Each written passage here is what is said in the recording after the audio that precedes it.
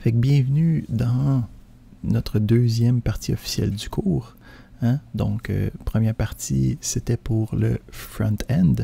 Donc, l'application que l'utilisateur va voir. On avait utilisé la librairie React pour faire le front-end. Il existe d'autres librairies pour être capable de faire ça, mais c'est tous les mêmes genres de principes. On avait vu au début de la semaine comment aller chercher des informations externes puis les insérer dans nos applications de front-end. Ben là, il va être le temps de créer notre back-end, donc notre serveur qui va être capable de nous fournir les différentes informations qu'on pourrait vouloir. Le principe ici, c'est que ultimement, ce serveur-là va être capable de communiquer avec une base de données, puis on va avoir une architecture à 3 tiers différents. Donc, le principe, c'est quelque chose que vous allez voir. Donc, habituellement, le 3-tier architecture, c'est le principe de dire qu'on a différentes couches qui sont capables de faire différentes actions spécifiques à notre problème. Donc, habituellement, quand on y va avec le 3 couches, qui est celui-là qui est le plus utilisé, on a la couche de présentation. Donc, ça ici, ce serait notre front-end qui nous permettrait de travailler avec React. On a ici la couche logique ou la couche de business aussi qu'on utilise des fois. Donc, le principe ici, c'est que c'est là qu'on va avoir la mécanique des informations, donc les calculs, toutes les affaires, ça va se passer sur notre back-end habituellement. Donc, le back-end, ça va être notre serveur Express. Puis finalement, on a une couche de données, qui est là habituellement. On utilise des éléments statiques comme des bases de données relationnelles, donc des DBMS, comme vous avez vu dans le passé. Puis quand on relie les trois ensemble, ben on a un full stack application. Donc aujourd'hui, on va s'attarder sur la partie du milieu, comment être capable de servir de l'information à partir d'un serveur externe. Parfait. Donc, on va utiliser la librairie qui me permet de faire un serveur web qui s'appelle Express, qui est basé sur Node. Donc, dès qu'on a Node d'installer, on va être capable d'utiliser Express. Donc, c'est utilisé pour différentes choses. Donc, on est capable de faire des applications web complètes. Donc, on peut utiliser Express de la même manière que vous avez utilisé vos serveurs PHP, où vous avez différentes requêtes possibles, puis vous générez les pages web avec ici des templates, comme vous avez fait avec PHP. C'est possible aussi de faire avec Express, mais nous autres, on n'ira pas faire ça parce qu'on a déjà notre technologie de présentation qui était avec React. Fait que nous autres, on va s'attarder majoritairement sur la création d'API. Donc, une manière d'aller faire une requête sur le site, puis que ça me retourne l'information spécifique que je recherche. Fait que on regarde la librairie d'Express pour une bonne partie du restant de la session. Ici, encore une fois, la documentation, c'est littéralement le site web lui-même qu'on va regarder. Donc, comme j'avais parlé au début de la session, le principe ici, c'est que là, en ce moment, je suis votre guide, je suis votre mentor par rapport aux technologies du web moderne, mais ultimement, vous allez sortir de l'école, vous allez avoir du travail, puis il va y avoir des nouvelles technologies qui vont arriver. Donc, il faut être capable de s'auto-instruire de ces nouvelles technologies-là, d'être capable de lire la documentation, d'être capable d'implémenter qu'est-ce que la documentation nous dit.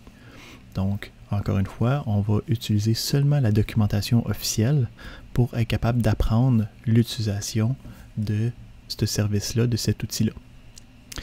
Parfait.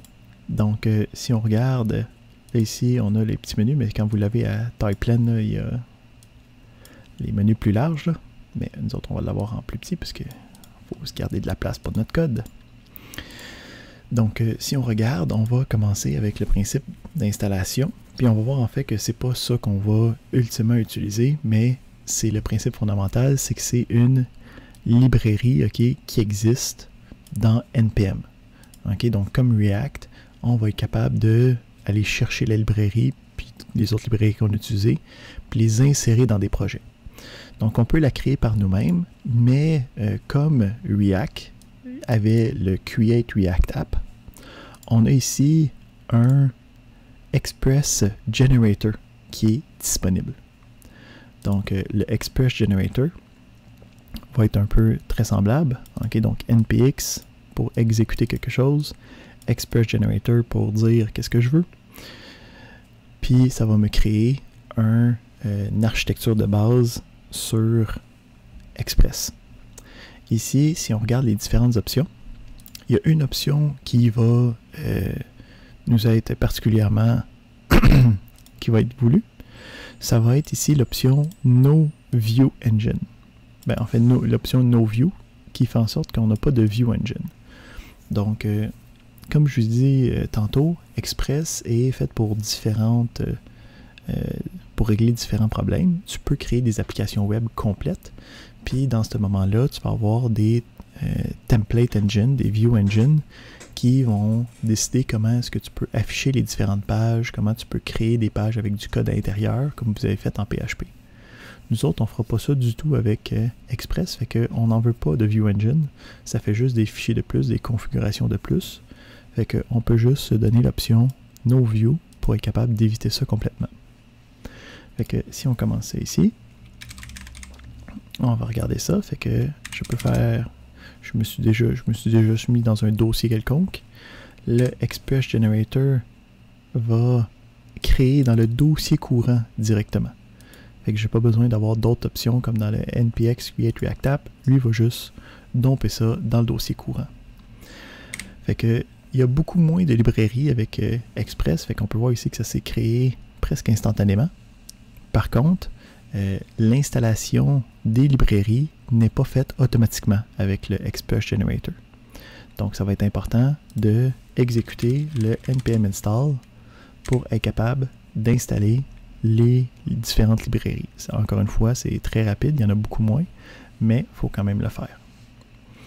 Une fois qu'on a ce principe-là, on peut faire le npm start, comme d'habitude, puis ça va exécuter l'application. Ici, il y a beaucoup moins de stock, okay, parce que c'est fait pour être un serveur, c'est fait pour être utilisé directement en production. C'est pas fait pour nous aider à développer tant que ça.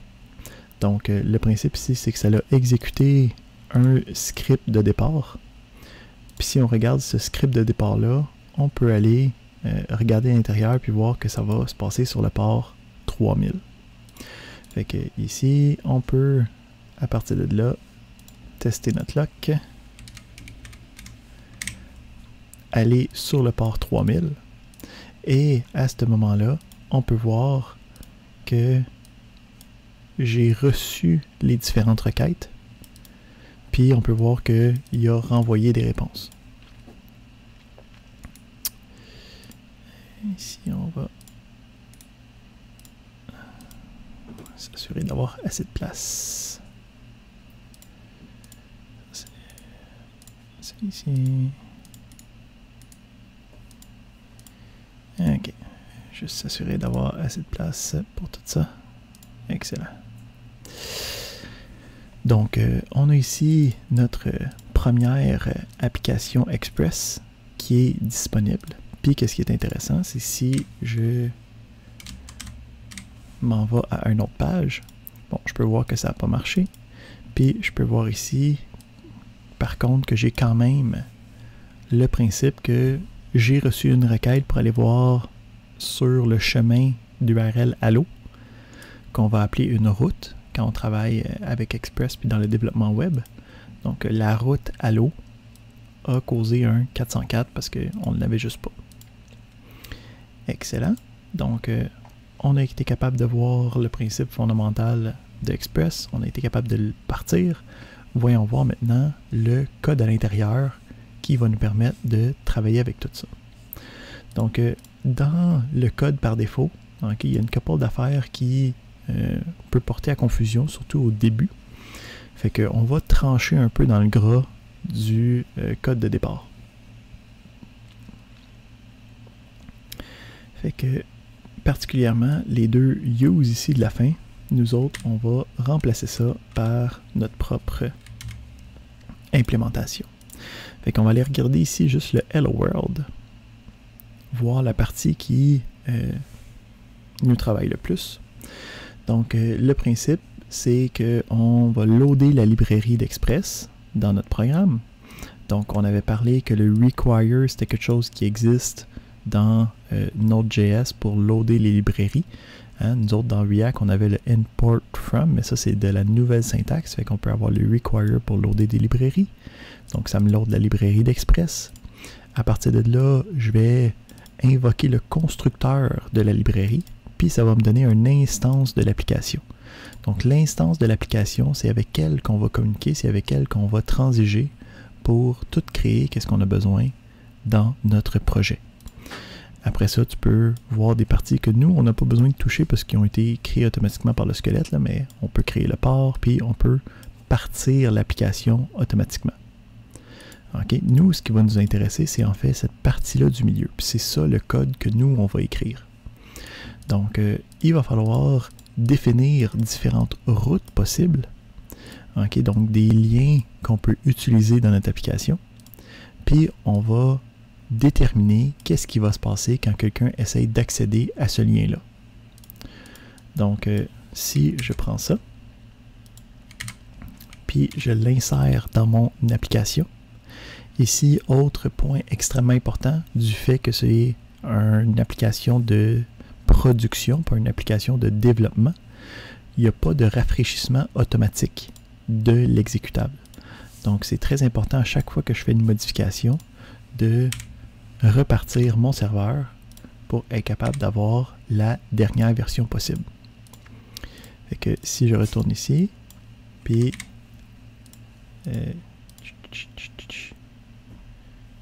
ici, j'ai-tu mis des choses?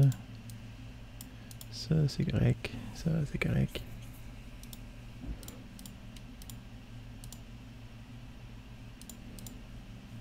Ici, en fait, on peut sauter ça pour l'instant aussi, pour que ça fonctionne mon affaire. Et voilà. Donc, on a ici le principe de... J'ai aussi enlevé une ligne qu'on va voir plus tard, qui me donnait le index.html à la place. Donc, on a ici le principe de « je suis allé sur le slash ». Okay. Quand j'ai reçu le slash, j'ai envoyé une réponse, puis ça l'a renvoyé directement en texte.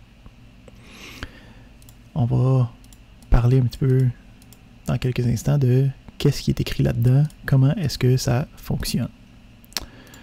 Donc, on a réussi à faire notre Hello World. Évidemment, si je change ça ici, puis je marque banane,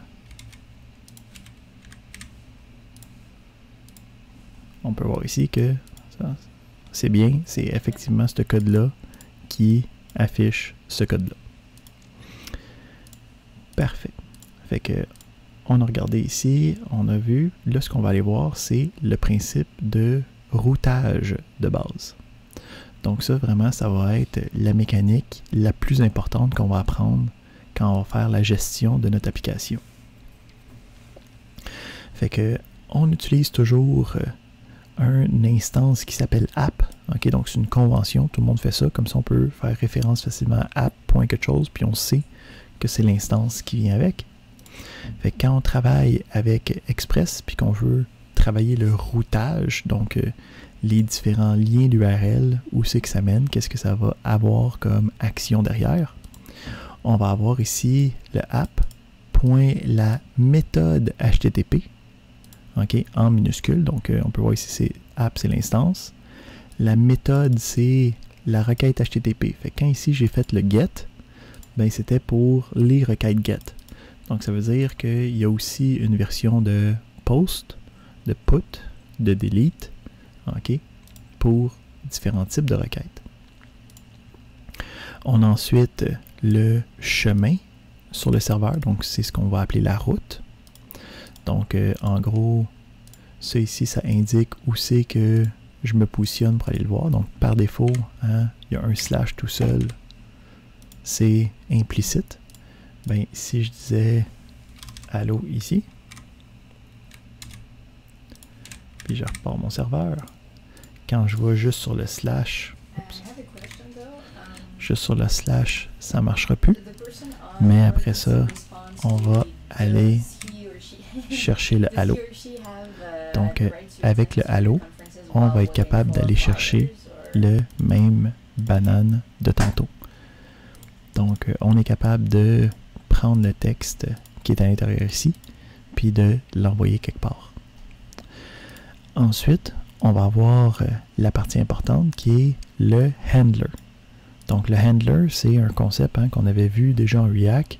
C'est le principe de j'ai une fonction qui est préfaite, puis qui va être activée quand on va avoir cet élément-là. Donc, la même manière qu'on avait les handlers, qu'on pouvait créer des fonctions, puis qu'on pouvait mettre des arrow functions, c'est la chose qu'on va utiliser ici aussi. Donc, le handler, puis c'est ça qui est comme la partie plus complexe quand on travaille avec Express. Ça va être une fonction, ok? Donc, je peux écrire soit le function directement, ou sinon ici, j'ai un exemple avec un arrow function. Donc, c'est une fonction qui va recevoir deux paramètres. Donc, toujours deux paramètres. Le premier paramètre, ça va toujours être l'objet de la requête. Donc, en gros, quand je fais la requête avec le get, ok, ça se peut qu'il y ait des propriétés, ça se peut qu'il y ait des cookies pour savoir c'est quoi le chemin directement. Donc, toutes les informations qui ont rapport à la requête vont être le premier paramètre qui va être reçu dans cette fonction-là. Le deuxième paramètre a rapport à la réponse que je vais vouloir envoyer par rapport à cette requête-là. Donc, si on regarde ici, quand je veux régler ma requête, la réponse, j'utilise l'objet de réponse pour envoyer une réponse. Donc, on a ici de notre objet de réponse la méthode send qui me permet d'envoyer un texte, un objet, un élément qui va être envoyé à notre requêteur, donc au browser qui essaie d'aller dans notre page. Donc, qu'est-ce qui est intéressant, c'est que quand je fais le send de la réponse, le texte qui est ici, bon, peut directement être affiché, mais il va être context aware. Si, admettons, ici, je décide d'avoir un objet à la place,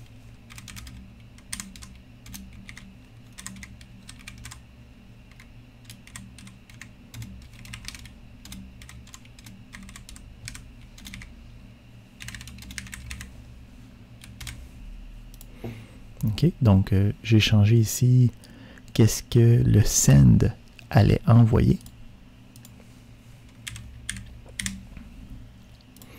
Quand je vais exécuter cette requête-là, ce que je vais recevoir, en voyant que c'est un objet, lui va automatiquement le convertir en JSON et va me renvoyer ça en tant que JSON. Ben, déjà là, on devrait voir que, OK, si on est capable d'aller à une adresse spécifique, puis que ça me retourne du JSON, on est pas mal proche de qu'est-ce qu'on avait ici. Qui est le même principe, quand je m'envoie une adresse, je reçois du JSON. Donc, on est très proche d'être capable de créer un serveur qui va nous fournir un API REST. On y va un niveau plus loin. Donc, pour l'instant, on va sauter par-dessus les static files. Puis on va aller voir dans le guide principal les principes de routage. Donc, on a déjà vu le principe fondamental qui me permettait de prendre une route. Après ça, avoir une fonction qui allait recevoir deux paramètres d'entrée, la requête et la réponse. Puis être capable d'utiliser la réponse pour renvoyer une réponse tangible que je décide qu'est-ce qu'il y a à l'intérieur. Nous, on va aller voir par exemple les différentes manières de gérer les chemins. Donc, on va avoir la possibilité de mettre du pattern matching et des choses comme ça. Nous, ce qui va nous intéresser, c'est ce qu'on va appeler les paramètres de route. Donc, les paramètres de route, ça va nous permettre de, dans notre adresse, avoir des éléments qui sont variables.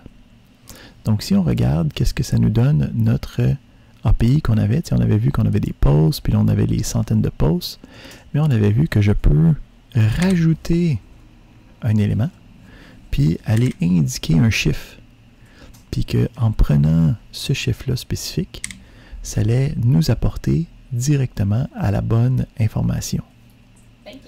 Fait que quand on a ce principe-là d'aller chercher la valeur, donc il faut aller regarder le 3, puis là, comme aller se promener dans un tableau quelconque, j'imagine, derrière, pour aller chercher la bonne information, ça va être, qu'est-ce qu'on appelle des paramètres de route. Donc, on va avoir la route normale, puis on va avoir après ça l'utilisation d'un 2 points suivi d'une information. Fait que on va tester ça ici. Donc évidemment, je peux avoir différentes routes. Donc je laisse mon halo là, mais je vais me faire un test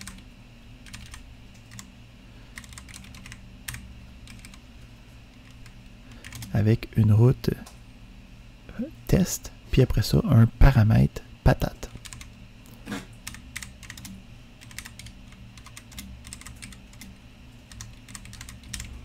Pour bien être capable de distinguer qu'est-ce qui est important là-dedans. Donc pour... fait que ici, on peut faire un res, puis un send.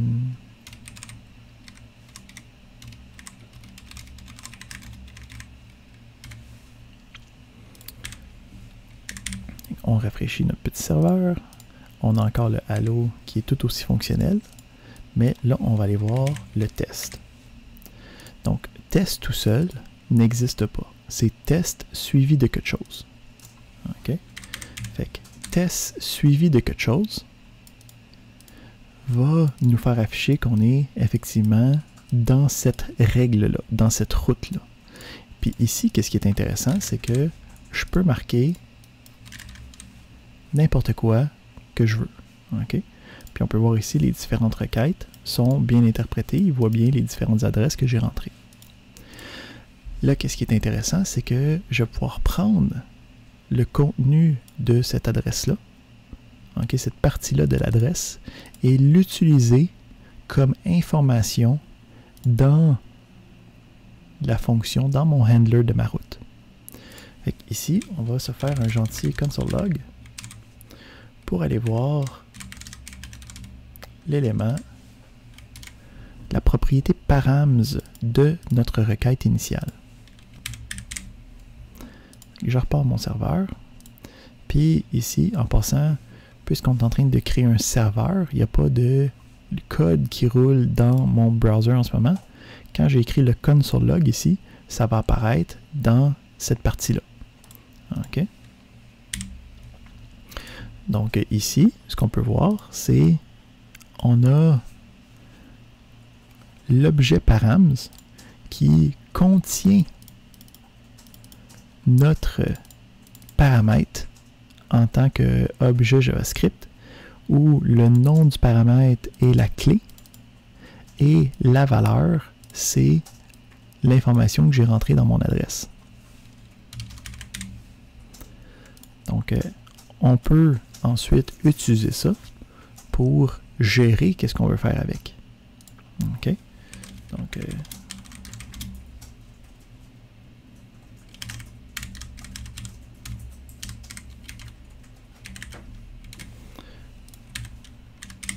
on recommence ça, puis ici, je veux utiliser le contenu de ce paramètre-là. Je peux voir ici que ça l'utilise pour décider de qu'est-ce que ça va faire. Fait qu'avec ça, on est capable de recréer qu'est-ce qui était disponible dans notre API REST. Donc, on est capable de créer des chemins qui vont être capables de nous envoyer des informations. Puis, on est capable d'avoir des chemins, des routes qui vont utiliser l'information, OK, à l'intérieur de l'adresse pour être capable de dicter qu'est-ce que je vais recevoir en retour.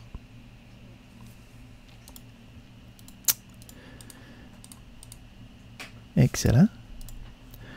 Donc, pour aujourd'hui, c'est vraiment juste ça que je veux qu'on commence à travailler pour être capable de commencer à se créer nos propres serveurs, puis ultimement être capable d'insérer ça avec des bases de données, puis être capable de communiquer d'une base de données à notre serveur, à notre application principale. Donc, avec ça, on a, comme d'habitude, un gentil petit exercice à faire. Donc, laissez-moi vous paster l'adresse de ça, puis on va regarder qu'est-ce qui se passe avec ça.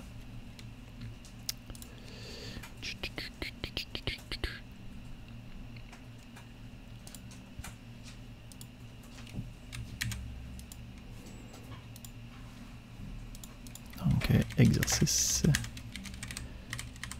d'aujourd'hui.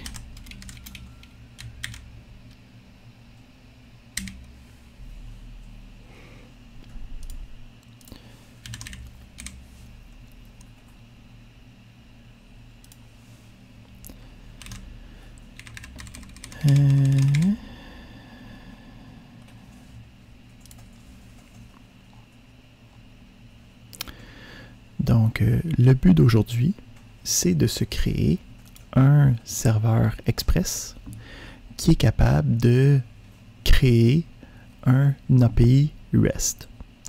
Donc, pour la base des informations de l'API REST, on va reprendre notre fichier de citation qu'on avait utilisé dans notre première application React.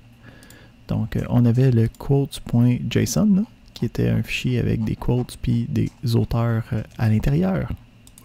Donc, le principe, c'est je vais être capable de recréer qu'est-ce qu'on avait de disponible sur ce site-là. Donc, des liens spécifiques, des routes possibles. Nous, on va vouloir avoir le quotes qui va retourner le tableau au complet. On va avoir le quotes suivi d'un ID, où c'est que ID ici, je mettrais un nombre. Là. Fait que je pourrais mettre quotes 5, quotes 7, et ainsi de suite. Puis ça me retourne la citation. Ou sinon, je pourrais avoir quotes random, puis ça va en sélectionner une de manière aléatoire. Donc, on te donne le fichier quotes.json. On peut aller regarder dans notre projet de React initial comment je fais pour importer ça à l'intérieur d'un fichier JavaScript. Donc ici, qu'est-ce qui est intéressant, c'est qu'il n'y a rien pantoute dans le dossier que je vous donne. Là. Il y a majoritairement le README puis les quotes. Donc ça va être à vous de créer l'application d'Express, de la configurer correctement, puis d'être capable de configurer les différentes routes qui sont requises pour être capable de faire afficher les différentes citations. Avec cet élément-là, je vous donne un test, mais lui, il n'est pas roulé automatiquement. OK, donc si vous voulez l'utiliser pour tester votre application, il va falloir rajouter certains modules de test. OK? Donc, il y a 2 modules à installer avec NPM une fois que vous avez initialisé votre projet avec Express. Puis, il va falloir aussi changer une information dans le package.json pour être capable de rouler le test. Donc, si vous voulez, vous pouvez le tester, mais sinon, vous pouvez tester manuellement les différentes informations pour être capable d'avoir votre application Express qui est up and running. Excellent. Fait que c'est pas mal ça pour aujourd'hui.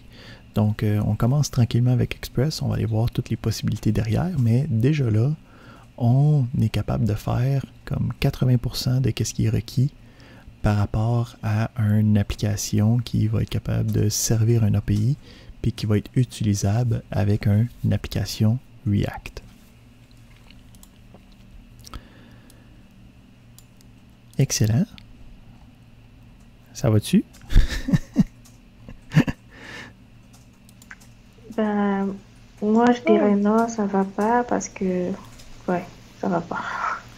Dans Je ça suis, aujourd'hui ou... ouais, pour aujourd'hui, franchement, j'ai suivi les explications et tout, mais je n'ai vraiment pas bien compris le concept et tout ça. OK. Fait que le principe fondamental, ça va être de se créer un serveur qui va être capable de nous fournir des informations qui va être sur le serveur.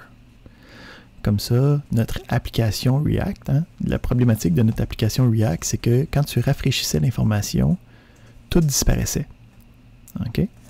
Fait qu'on avait vu au dernier cours comment est-ce qu'on pourrait avoir un serveur à côté que lui, il roule tout le temps, puis que lui, il a les vraies informations. Puis quand on a notre application React qui débute, on avait été capable au dernier cours d'aller chercher les informations sur ce serveur-là, puis de tout de suite les afficher. Comme ça, même si je rafraîchissais mon application React, on avait quand même les informations statiques qui apparaissaient. Est-ce que ça, tu te souviens de ça? Ce principe-là, es-tu pas si mal? Oui. OK, excellent. Fait que aujourd'hui, ce qu'on veut faire, c'est être capable de créer ce serveur-là pour qu'on puisse nous fournir des informations. OK, donc le but d'aujourd'hui, c'est de se créer un serveur qu'on va pouvoir accéder avec nos applications, mais que le serveur, lui, va toujours avoir l'information de disponible. Que même si l'application refresh, nous, notre serveur va avoir une version statique des informations. Est-ce que le but est plus clair avec ça? Ouais. Excellent.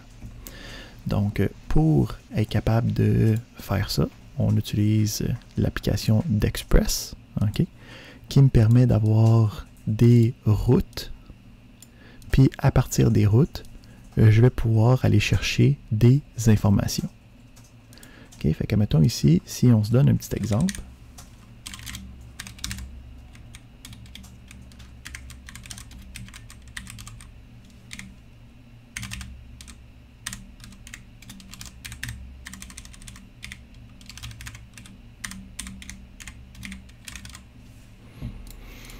J'ai un gentil tableau avec les différentes informations.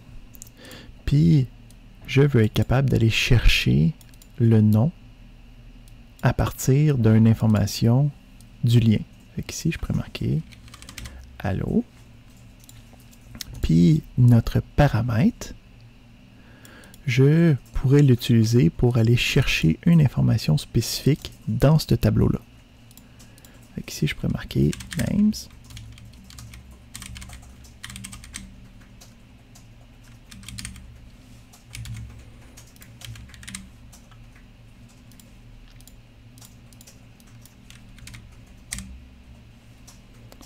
Un espace.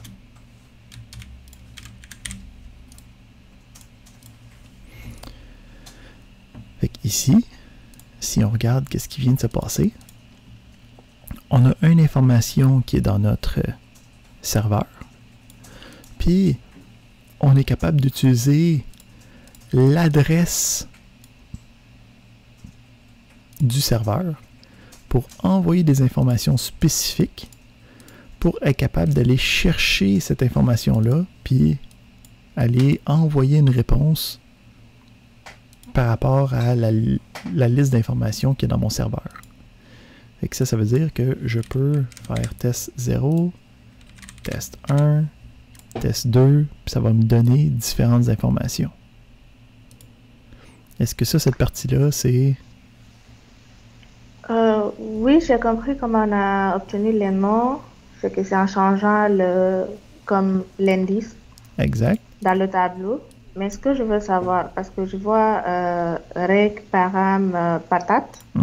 Patate, ça nous vient d'où? Ben ça fait quoi? Quand je marque patate, c'est vraiment pour dire c'est moi qui décide que j'ai mis ça là. Donc c'est le nom du paramètre. Ici, je pourrais l'appeler indice à la place, là.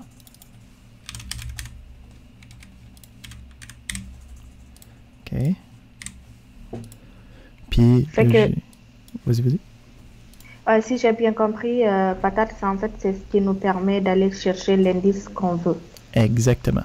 Donc, c'est le nom du paramètre que j'ai dans mon adresse. OK. Fait que... Oui. Donc, nous, quand on va faire l'exercice, est-ce qu'on va faire des tests dans l'adresse comme ça? On va modifier l'indice? Exactement.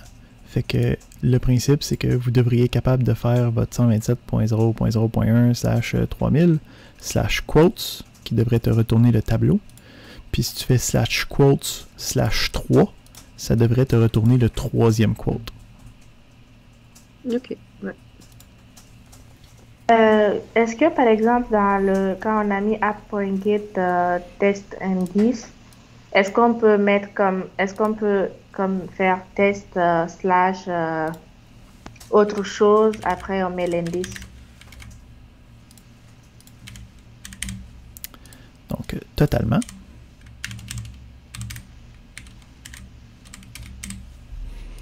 Donc, ici, l'adresse ici devient comme le tronc de l'adresse. Puis après ça, on a le paramètre qui est variable.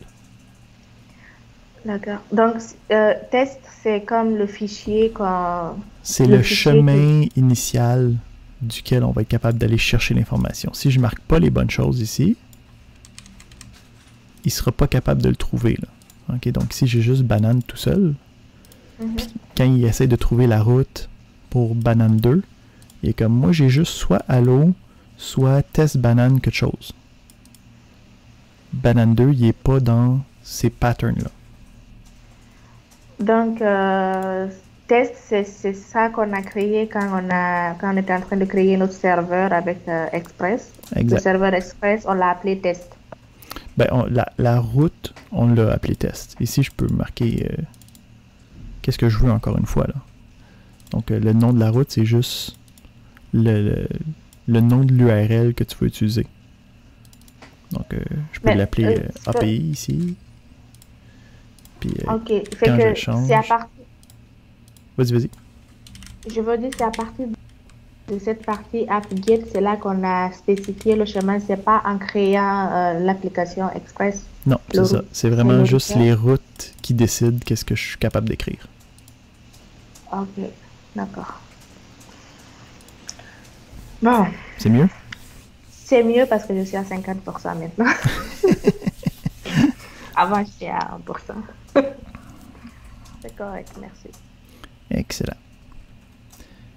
Parfait.